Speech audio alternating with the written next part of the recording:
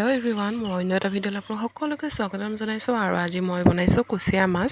আৰু কুচিয়া মাছ মই চাওকচোন, আমাৰ এইফালে ইমান ডাঙৰ ডাঙৰ কুচিয়া পায়, একদম বিৰাটেই টেষ্টি আৰু বহুত ভাল লাগে খাবলৈ, বহুত ডাঙৰ ডাঙৰ হয়। আৰু এইফালে হাজবেণ্ডক ক'লোঁ কুচিয়া মাছকেইটা অলপ কুটি বাছি চফা কৰি দিয়ক বুলি, কাৰণ এইবিলাক মতা মানুহৰে কাম, মই ভালকৈ নোৱাৰোঁ। সেইটো কাৰণে তেখেতে এইবিলাক চব কাটি বাছি ঠিক কৰি দিছে। আৰু আমি ছালটো যিহেতু এৰাই লওঁ, আৰু আপোনালোকে কেনেকৈ খাই জনাবচোন। আমাৰ ছালটো এৰাই ল'লেহে ভাল লাগে।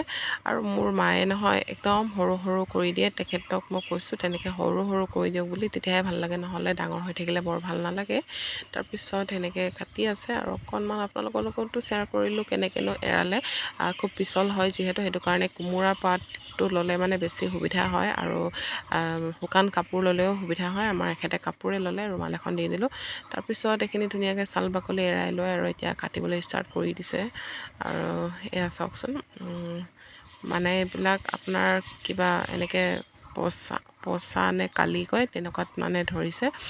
আৰু খুবেই ডাঙৰ আছিলে কুচিয়াকেইটা, খুব টেষ্টি, একদম ধুনীয়াকৈ কাটি আছে। আৰু এতিয়া বনাম মই, আৰু ফালে চাই থাকক কেনেকৈ কাটি আছে।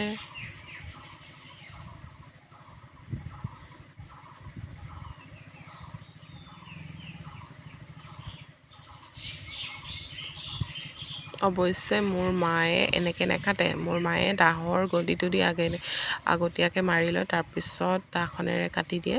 তেখেতে নাজানিলে বাৰু, আৰু দাখন আমাৰ অকণমান বেলেগ ষ্টাইলৰ হয়, ওপৰতো ধাৰ আছে, তো এইটো কাৰণে এনেকৈ নকৰিলে। আৰু এইফালে কুটি বাছি হৈ গ'ল। মই কেৰাহীত গৰম হোৱাত তেল দি দিলোঁ, আৰু জুইতে বনাইছোঁ, আৰু জুইশালখন খেলি মেলি হৈ আছে।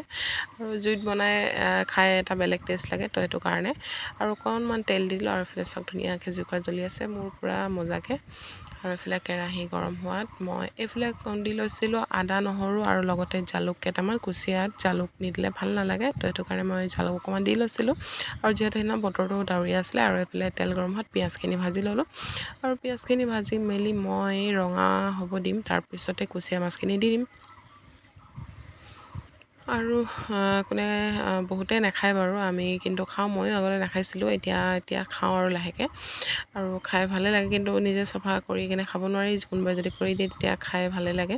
তাৰপিছত এইখিনি মই ভালকৈ ভাজি ল'লোঁ, আৰু এয়া দেখিছে ৰঙা হৈ গৈছে, গল্ডেন ব্ৰাউন। আৰু এয়া আৰু যেনেকৈ আমি মাছ মাংস ভাজোঁ তেনেকৈ ভাজিলেই হয়, বেলেগ একো নাই।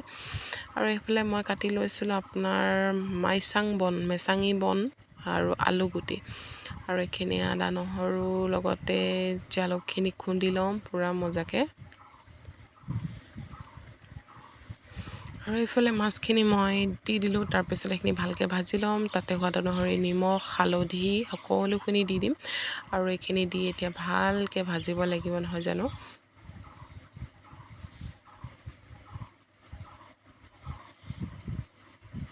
আৰু এইফালে পানী ওলাই মেলি গৈছে ধুনীয়াকৈ তাত থকা। আৰু এইফালে আদা নহৰুখিনি মই দি দিলোঁ, আৰু এইখিনিও ভালকৈ ভাজি ল'ব লাগিব।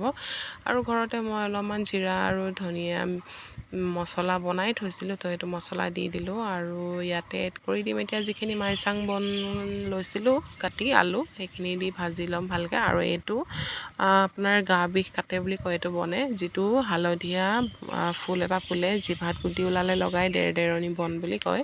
আৰু তাৰে অকণমান দিছোঁ কম পৰিমাণে, মানে গা বিষটো কাটে বুলি কয়, সেইটো কাৰণে। আৰু এইফালে মোৰ থালি ৰেডি হৈ গ'ল, দুটামান বইল ভেন্দি, আৰু এইফালে কুচিয়া মাছ, নিমখ জলকীয়া নেমু, আৰু কেঁচকলমান ঘৰৰে তিয়ঁহ। ভিডিঅ'টো সম্পূৰ্ণভাৱে চোৱাৰ বাবে সকলোকে বহুত বহুত ধন্যবাদ। আজিলৈ আহিছোঁ, বাই বাই।